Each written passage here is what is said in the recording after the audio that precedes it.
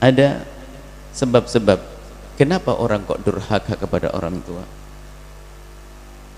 Kita harus melihat anak-anak kita. Sehebat apapun kita, sebaik apapun kita, kalau ternyata punya anak, na'udzubillah, ada seorang yang sangat baik, dia mungkin ahli ibadah, tapi kalau punya anak yang durhaka kepadanya, alangkah sengsaranya orang tersebut. Sengsaranya bukan saja saat ini, di akhirat pun sengsara. Anak durhaka menjadikan orang tua sengsara. Orang tuanya masih hidup, dia kasar. Orang tua masih hidup, dia tidak peduli. Orang tuanya masih hidup, didolimi.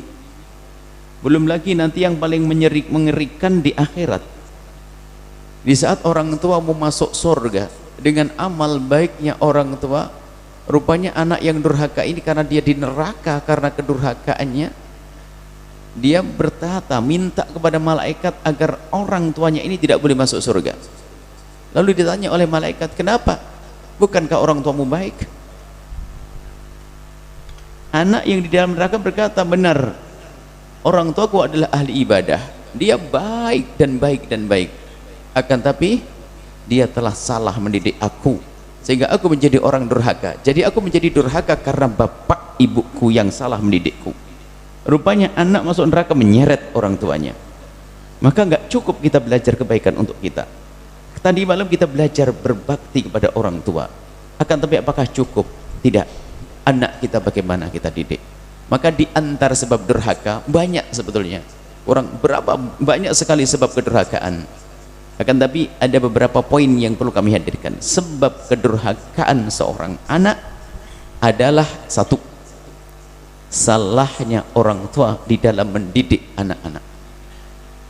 Salahnya orang tua di dalam mendidik anak-anak, sehingga seorang anak tidak mengerti berbakti, tidak mengerti bagaimana berbuat baik kepada orang tua. Yang dipikirkan oleh orang tua hanya bagaimana dia berkarir, yang dipikir oleh orang tua bagaimana dia sukses urusan dunianya. Orang tuanya tidak memikirkan bagaimana anak ini mengerti bagaimana takut kepada Allah Subhanahu wa taala, bagaimana mencintai baginda Nabi, bagaimana kenal agamanya. Ini loh yang menjadikan sebab anak durhaka. Sebab bisa jadi seorang anak berbuat baik kepada orang tua adalah memang karena dia mengharapkan sesuatu dari orang tuanya. Bahkan mungkin ada seorang anak berbuat baik kepada orang tua itu hanya basa-basi sosial, takut dibilang jelek oleh orang, maka dia berbuat baik pada orang tuanya di depan manusia saja, bukan dengan hatinya. Di depan orang kelihatan baik dengan orang tuanya, pada sesungguhnya kalau di rumah dia tidak pernah peduli. Bahkan mungkin ya diam-diam seorang anak dia mengharapkan kematian seorang ayah, seorang ibu. Kita lanjutkan. Ada sebuah kisah, subhanallah, sebuah kisah Sayyidina Abdullah ibn Umar itu melihat seorang anak muda. Sayyidina Abdullah bin Umar melihat anak muda menggendong ibundanya waktu haji, sampai terlihat terluka di lehernya karena dia harus dipasang kain untuk menggendong ibunya yang jalannya nggak bisa cepat, tertatih-tatih, sehingga digendong oleh sang anak. Dia wukuf di Arafah sampai melempar jumrah, tawaf, kemudian sa'i. Dan karena waktu itu, waktu zaman sahabat Nabi, kalau orang sudah haji atau umrah tuh kelihatan, karena jumlahnya belum seperti saat ini.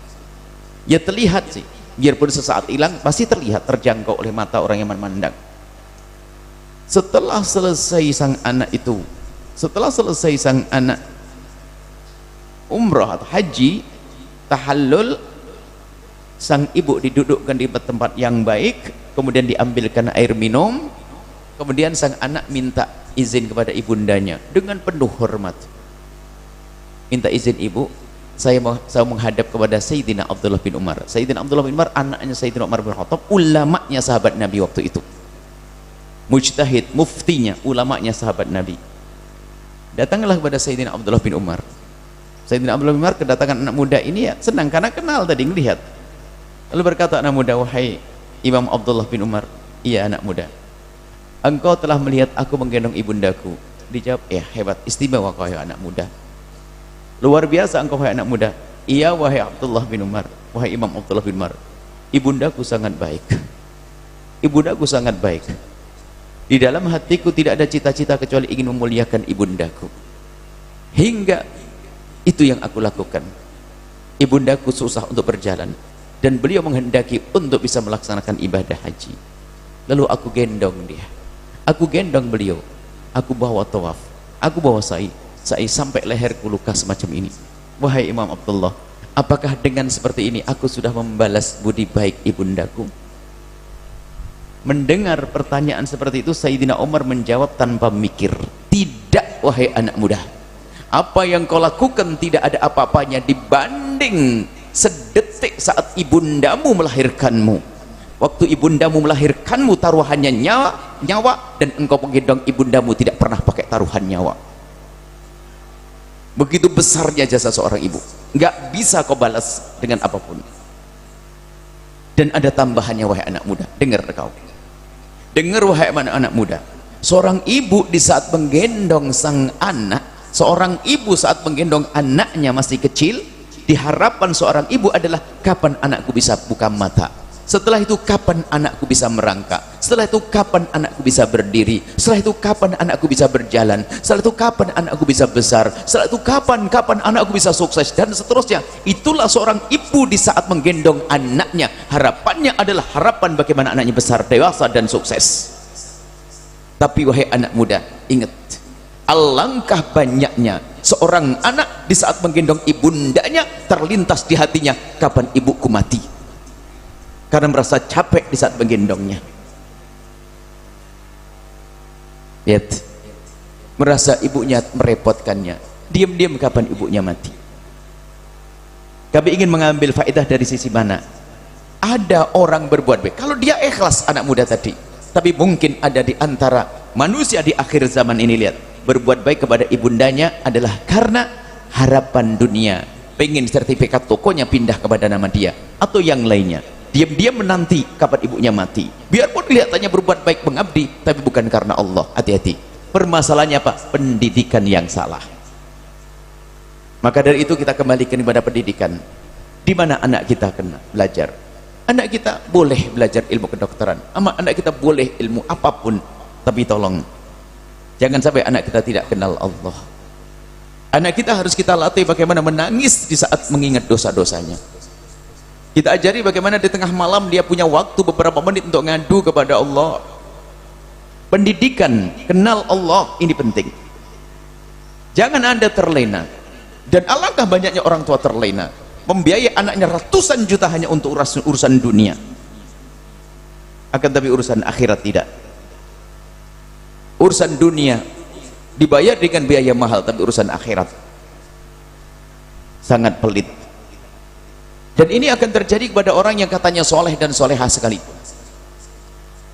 Maka harus kita waspada saat ini, jangan sampai kita salah. Harus kita nomor satukan pendidikan, sujud anak kita. Bagaimana anak kita takut dosa, bagaimana anak kita menjaga matanya, bagaimana anak kita menjaga hatinya. Kalau sudah anak kita hatinya hidup, tidak mau berbuat zalim kepada seseorang, penuh kasih, takut maksiat, mustahil dia durhaka kepada orang tua, mustahil dia menyakiti orang tua. Alangkah banyaknya orang tua terlena. Oh, kalau pendidikan dunia dibiayai, jual sawah ratusan juta dan sebagainya, dibiayai dengan biaya mahal. Akan tapi urusan ilmu agama, Masya Allah, urusan agama, mungkin ada anak ngambil satu fakultas bisa sampai puluhan juta, bahkan mungkin ratusan juta. Tapi belum tentu seorang bapak yang bisa menyekolahkan anaknya ratusan juta, di saat anaknya belajar agama di kampungnya dimintai sumbangan 10.000 pun katanya kemahalan. Ya, di Matrus Ahdini ya, di kampungnya. Ayo kita sekarang waspada. Inilah kesempatan yang menjadikan kami berbicara seperti ini, Allah. Yang menjadikan telinga Anda mendengar adalah Allah. Semoga ini juga kesepakatan lagi, bahwasanya kita insya Allah dipilih oleh Allah. Siapapun Anda, di mana anak Anda harus, bahkan dalam perbincangan sehari-hari Anda dengan putra-putri Anda, mungkin anak Anda adalah calon jenderal, atau mungkin Anda calon dokter, atau calon pakar ekonomi, tapi jangan lupa di saat duduk bersama, ingat Allah. dekat dengan ulama Rasulullah, dekat dengan ulama yang menyejukkan hatinya, menjadi akhirnya anak kita akan menjadi anak yang benar-benar takut kepada kehinaan, kemaksiatan. Itu perlu proses, itu perlu proses, perlu waktu mendidik anak semacam itu. Pendidikan anak mungkin tidak akan kami perlebar, ini hanya gambaran saja. Kemudian setelah itu, karena masih banyak poin yang lain, paling tidak semua koreksi diri, jangan koreksi orang lain. Kalau kita ingin berbenah, jangan kita ngoreksi orang lain. Oh, itu anaknya Pak Haji itu, sekolahnya umum saja, tidak ada urusan agamanya. Jangan ngoreksi orang lain, ngurusi anak kita ada di mana, siapa yang dikagumi oleh anak kita dari ulamanya Rasulullah. Jangan-jangan anak kita adalah anak yang gandrung dengan orang-orang fasik, dengan dunia-dunia kefasikan, bukan dunia agama. Jangan-jangan anak kita seperti itu, dia nggak terima nanti al-akhilla yauma idzin ba'du li ba'din adu, itu nanti akan jadi musuh orang tuanya di akhirat. Nggak terima kalau anak kita punya idola semacam itu, nggak terima. Dia masuk neraka, nggak terima. Masukkan ibuku ke neraka, dia lupa kalau itu ibunya. Mumpung masih ada kesempatan saat ini, ayo kita mulai dari kecil anak kita rindukan kepada kemuliaan ini. Jadi pendidikan, tolong pendidikan kemuliaan, sambungkan dengan orang-orang mulia, sambungkan dengan orang-orang soleh yang menghantarkan kepada kebaikan. Harus rindu majelis-majelis semacam ini. Dan lihat, kita melihat anak-anak muda, dan itu adalah anak-anak Anda, kami yakin insya Allah. Kami khusnudan itu anak-anak Anda, anak muda yang kami lihat, Masya Allah. Bahkan tidak sedikit dari mereka yang mudah, sangat pemurah dengan air matanya untuk mengucur, menangisi, menyesali dosa-dosanya. Baik, ini masalah pendidikan harus benar-benar kita waspadai.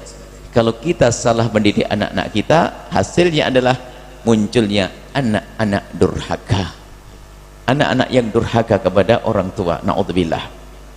Kami sampaikan pada pertemuan yang lalu juga, untuk menjadi anak yang baik tidak harus mereka di pondok pesantren, tidak. Pondok pesantren tidak akan nampung teramat banyak, akan tapi yang penting ada greget dari orang tua menomorsatukan urusan agama. Kalau berani membiayai urusan dunia 100 juta, kita harus berani membiayai demi agama 200 sampai 300 juta. Itu harus ada keyakinan di hati kita. Kalau belum begitu, berarti kita masih mengutamakan dunia. Bab hubud dunia masih muncul di hati kita. Harus berani membiayai anak kita sebanyak-banyaknya untuk urusan akhirat. Kita rubah saat ini. Mungkin ada anaknya yang ngambil fakultas kedokteran, berapa juta yang telah dikeluarkan biaya, atau ngambil ilmu apapun dia. Akan tapi kita harus ada kesadaran, kalau aku berani membiayai anakku untuk urusan dunianya 100 juta, maka aku harus enteng membiayai anakku urusan akhirat 200 juta. Pastikan itu. Kalau belum, hati-hati, jangan-jangan kita lebih senang anak kita sukses di dunia, setelah itu masuk neraka. Na'udzubillah. Tidak ada orang tua yang berkata seperti itu.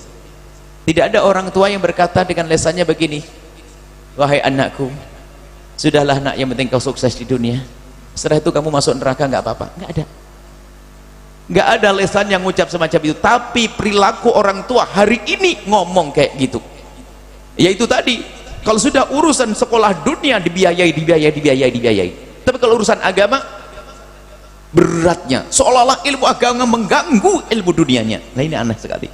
Seolah-olah kalau sudah belajar ilmu agama takut, nak, kalau belajar itu nanti gimana sekolah umummu, sekolah duniamu gimana?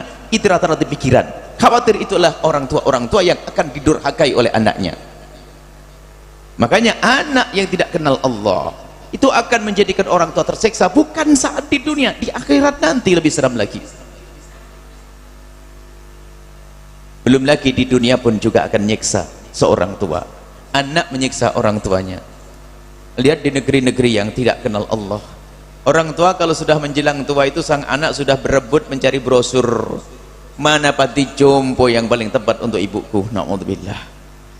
Ketemu cucunya nggak bisa, setahun sekali waktu hari-hari besar, itu pun kadang minta maaf, hanya karangan bunga yang datang. Mama, mohon maaf, I love you, malam ini tahun ini aku tidak bisa datang, anak-anak aku ajak pergi ke luar negeri. Itulah yang nggak kenal Allah. Baik, jangan sampai kita menyesal nanti. Harus kita rubah mulai saat ini. Untuk pendidikan umum sekarang juga banyak kok, ada pendidikan agamanya. Ada sebagian sekolah-sekolah yang ternyata ada pendidikan umum, di dalamnya ada pendidikan agama. Ternyata anak di dalam menghafal Al-Quran dan dan banyak yang semacam ini. Itulah calon dokter-dokter yang luar biasa, itulah calon insinyur yang handal, itulah calon pejabat yang insya Allah akan menyelamatkan bangsa. Jadikanlah itu anak-anak Anda. Masalah pendidikan, kalau Anda salah mendidik anak, maka akan muncul generasi-generasi pendurhaka. Kemudian kami lanjutkan poin yang kedua, yang menjadikan anak durhaka. Yang menjadikan anak durhaka adalah, lagi-lagi kita kembali kepada kita, adalah ketidakadilan seorang tua terhadap anak. Anda jangan sampai menampakkan kepada anak pembedaan, membeda-bedakan. Kalaupun Anda mencintai anak bontot Anda, jangan sampai anak yang gede menjadi ngiri dan dengki. Ada sebagian orang tua itu kalau sudah yang ngomong dia, misalnya anak laki-laki sendiri, wah ini cintanya berlebihan, atau anak perempuan sendiri, tidak diperkenankan, tidak adil kepada anak-anaknya. Karena ketidakadilan orang tua kepada anaknya ini menanamkan bibit kebencian. Penyakit yang kita sebut kemarin termasuk rebutan waris, dari sini permulaannya. Durhaka dari sini permulaannya. Inilah, karena sudah terbiasa hatinya digesek, dia lagi. Bahkan ada kakak beradik itu kalau menginginkan sesuatu, kalau ngomong nggak dianggap, harus lewat iya aja, lewat adiknya. Kalau sudah dikasih, pasti dikasih. Hati-hati, Anda jangan sampai tidak adil dengan putra putri Anda. Jangan tidak adil. Masalah cinta, iya mungkin Anda mencintai salah satu lebih dari yang lainnya. Masalah cinta urusan sangat pribadi di dalam. Nabi adil secara zahir kepada istri beliau dan siapapun, akan tapi urusan hati beda. Sampai Nabi di saat membagi keadilan secara zahir, Nabi ngadu kepada Allah, hadza qasmi fima amlik fala talubni fima la amlik. Ya Allah, aku hanya mampu berbuat adil secara zahir, adapun batin tidak bisa. Kalau batin mah ya, mungkin anak yang ini Anda lebih cintai dia, tapi jangan sampai kecintaan Anda kepada salah satu putra Anda menjadikan Anda miring, menjadikan Anda tidak adil. Kalau orang tidak adil di dunia, nanti akhirat fasyikuh ma'il, jalan di akhirat itu miring. Itu bukan kasus antara istri dengan istri yang punya istri dua, dan bukan dengan anak pun juga demikian. Lebih dari itu, akibatnya sang anak akan menjadi orang yang biasa ngedengki dengan saudaranya. Lihat yang kita khawatirkan kemarin, lihat kebencian akan muncul, kemudian perebut waris akan muncul, durhaka kepada orang tua akan muncul. Berusahalah untuk adil dan tampakkan untuk adil. Bahkan perlu menjelaskan, kalau ternyata Anda memberi kepada anak sesuatu, kalau yang lain tahu, sampaikan, nah ini begini, dijelaskan paling tidak, supaya tidak ada tanda tanya. Tapi di sisi lain, ini perlu kami sampaikan supaya tidak terpotong pengetahuannya. Di sisi lain, wahai anak, jangan sekali-kali engkau mengatakan orang tuamu tidak adil. Awas, gara-gara ngerti ilmu adil lalu dia berkata bapakku tidak adil, Anda salah. Jangan sekali-kali sebagai anak kita berani berkata kalau orang tua kita tidak adil.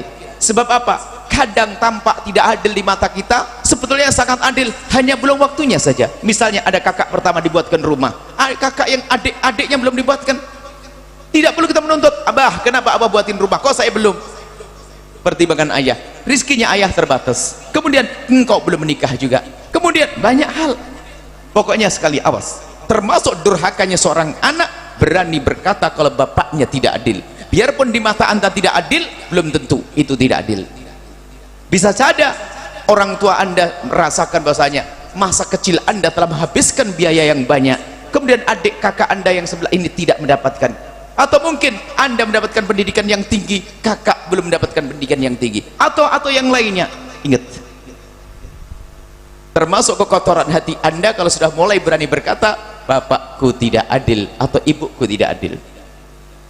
Makna adil ini bukan berarti harus dibagi rata begini, tidak. Yang penting orang tua ini ingin bagaimana bahasa jatuh ngerenahkan, mengatur anaknya.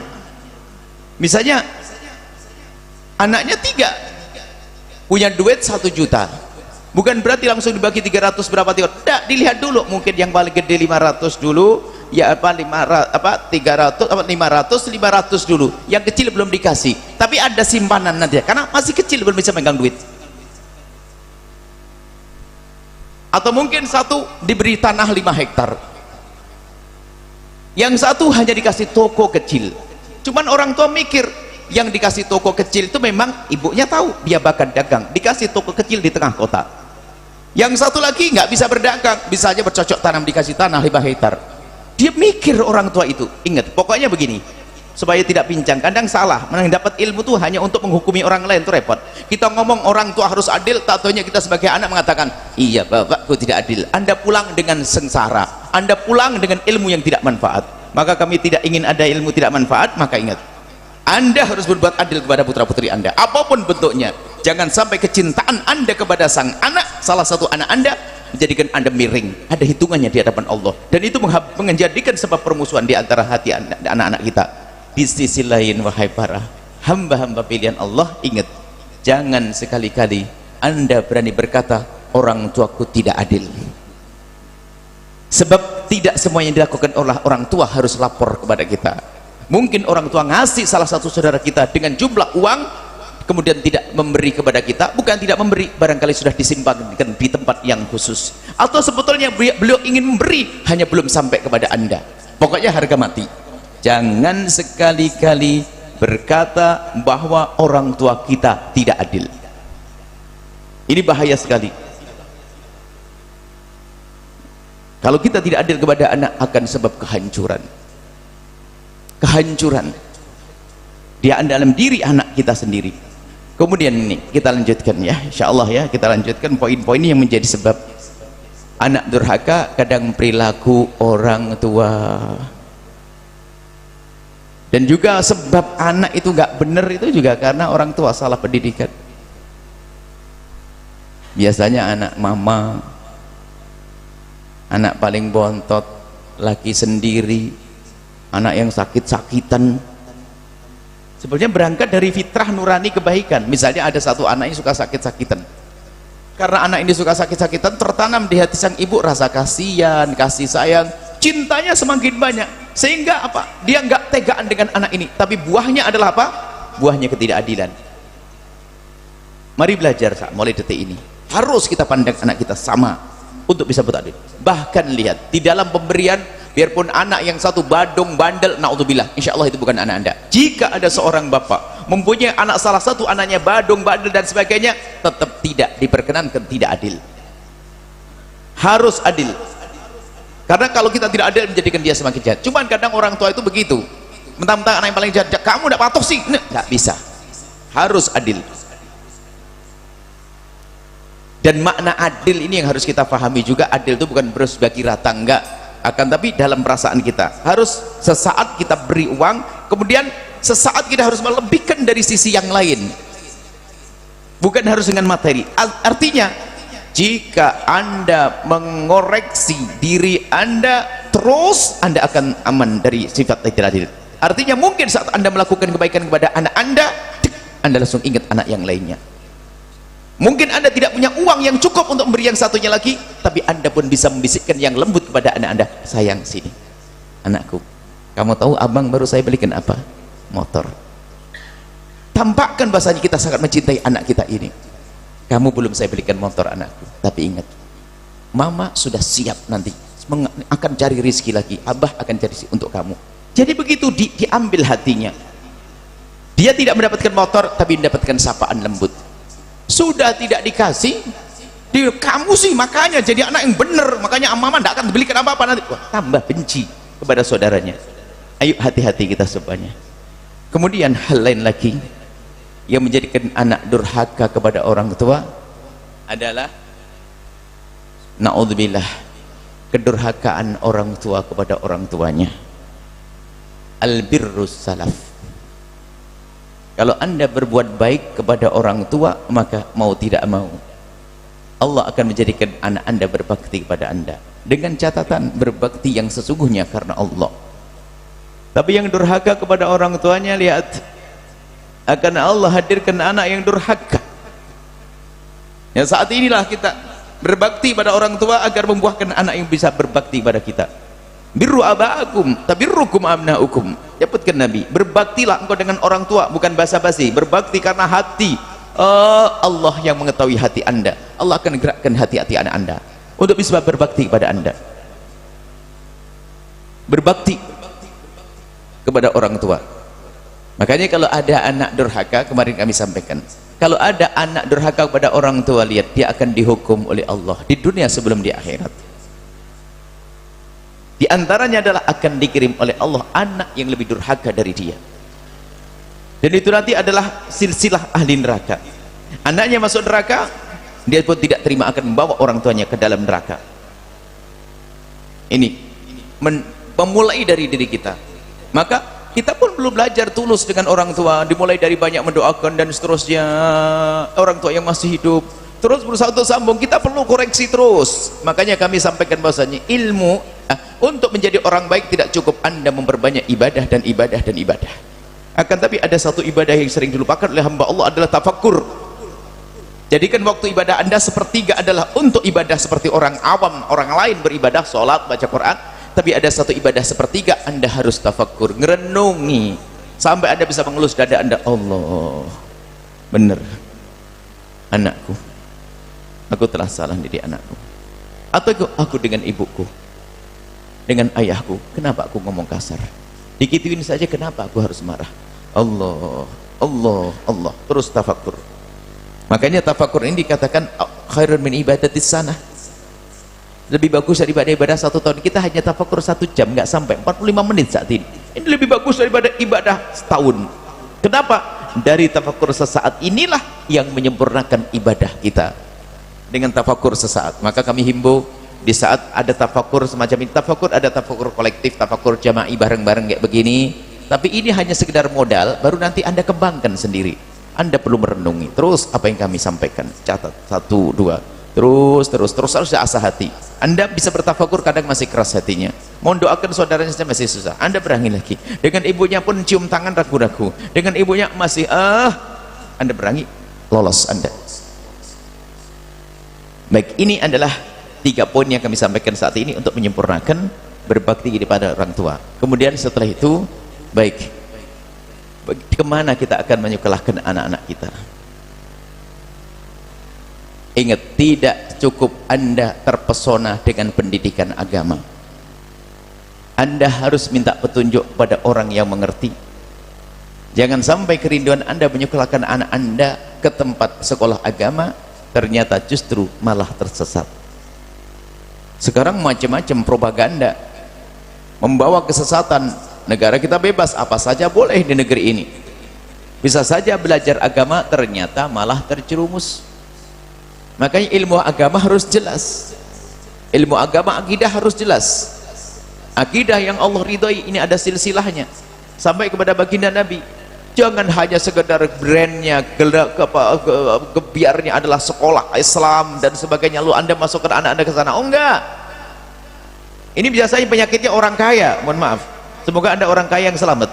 Orang kaya nyekolahkan anaknya bukan minta petunjuk pada ulama, browsing lewat Google, kelihatan bangunan mewah, oh ini terus langsung masuk ke sana, tidak tahu anaknya terjerumus dan tersesat. Akidah nomor 1 keselamatan anak kita. Akidah di mana? Bahkan mungkin sekolahnya mungkin tidak mahal-mahal amat, bahkan mungkin free, gratis, diajar oleh seorang ulama yang sangat polos, tapi akidahnya benar, ada rohaniyatnya, ada batiniyahnya, ada nilai yang sifatnya maknawi di dalam hati, bukan hanya sekedar gebiar saja. Wah, sekolah mahal ini, tapi kalau akidah sesat, kemarin kita bilang, sudah mahal-mahal sesat lagi, sudah mahal sesat. Maka mohon kita bisa membuat link. Anda bisa bertanya kepada kami, kami punya teman-teman para asatid. Kalau Anda ingin nyekolahkan anak Anda, modelnya apa sih? Saya pengen sekolah anak Anda tapi sambil sekolah agama ingin jadi dokter. Oke, Anda sekolah nanti, apalagi bisa diberi petunjuk dan bimbingan. Asalkan ini jangan sombong. Kalau sudah sombong nggak beres orang itu. Kalau sombong nggak beres, semuanya dengan otaknya sendiri. Mentang-mentang dia jago internet, cari sekolah melalui internet. Kami dididik oleh guru mulia Habib Hasan bin Ahmad Baharun. Jangankan kok anak, santri saya ingat Habib Hasan Baharun, guru mulia. Beliau tidak akan mengirim anaknya, muridnya, kok pun anaknya, muridnya ke sekolah pendidikan baik di luar negeri atau yang lainnya, kecuali beliau tahu betul dan kenal betul siapa yang punya kampus tersebut, bagaimana iman, dan beliau survei dan datang sendiri ke tempat tersebut. Termasuk kami waktu dikirim ke Yaman dulu, beliau tahu dan kami dihantarkan ke sana. Kenapa? Bagi beliau murid adalah mahal dan itu amanat di hadapan Allah. Sekarang alangkah banyaknya seorang ibu, seorang bapak yang kita singgung di pertemuan pertama. Seorang bapak, seorang ibu itu katanya cinta kepada anaknya. Katanya cintanya cinta gombal. Bagaimana tidak cinta gombal? Rupanya lebih mahal gombal yang dijual. Toko, kalau dia jualan baju, orang mau jualan baju di sebuah pasar, dia akan survei tempatnya aman atau tidak, tempatnya aman atau tidak. Jangan-jangan barang dagangan baru dititipkan semalam besok hilang dicuri maling. Kemudian strategis enggak, rame enggak ke depannya. Itu kalau orang mau dagang bolak-balik disurvei karena tokonya gede. Sekarang sampai hari ini, dan mungkin jika itu Anda segera tobat dan menyesal, ada sampai hari ini ada orang tua nyekolahkan anaknya di Jogja nggak pernah tahu kos-kosannya kayak apa. Ayo, cintanya bukan cinta gombal, itu gombal. Anaknya duduk di mana dengan siapa di sana, ngekos tetangganya siapa. Kita perlu tobat semua dari kita, berpikir jelas. Menyekolahkan anaknya nggak pernah tahu, nggak pernah survei kos-kosannya kayak apa. Alasannya mahal, nanti biaya sayang.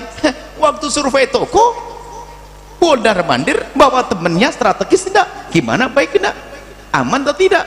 Tapi waktu anaknya sekolah kuliah, sudah sekolah suruh agama enggak, kos-kosannya bebas, naudzubillah. Tatonya anaknya di situ dapat segala ilmu, ilmu dunia dapat, kemudian ilmu dosa juga dapat, mabuk juga kenal, zina juga di situ. Dan semoga itu bukan putra putri Anda. Maksud kami, kita sudah harus berubah. Dan semoga Lailatul Qadar benar untuk kita, benar untuk kita insya Allah. Yang punya kesalahan ingat, ayo kita segera benahi dong.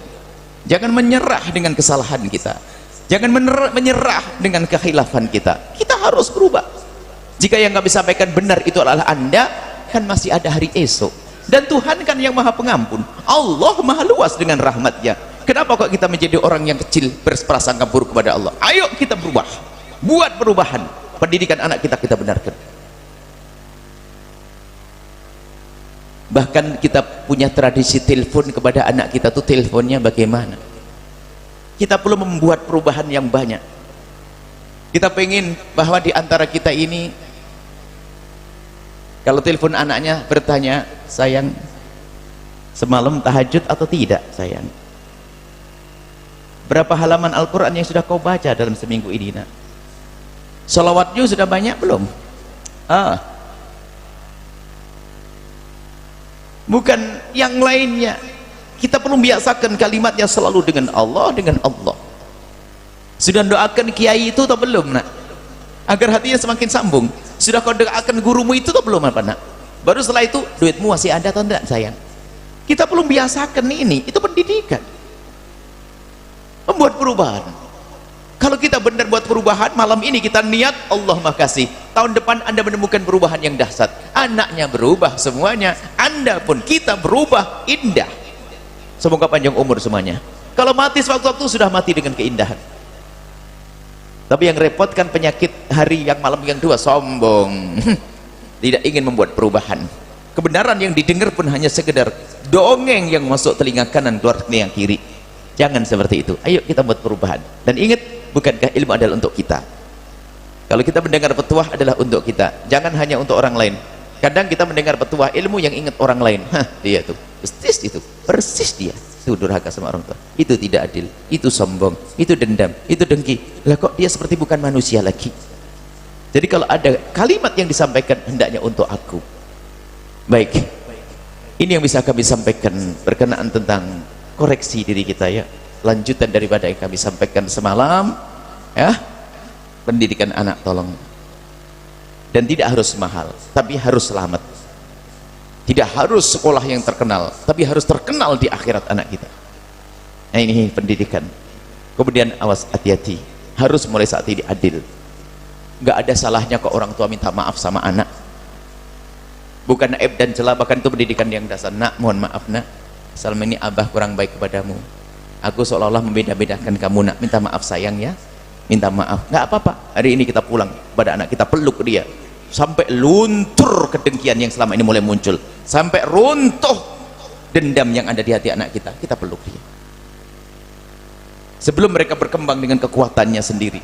menjadi kaya yang kurang ajar, naudzubillah, punya jabatan kurang ajar pada orang tua. Ini yang bisa kami hadirkan pada kesempatan ini. Setelah Anda menyaksikan video ini, jangan lupa berselawat kepada baginda Nabi Muhammad sallallahu alaihi wa alihi wa sahbihi wasallam.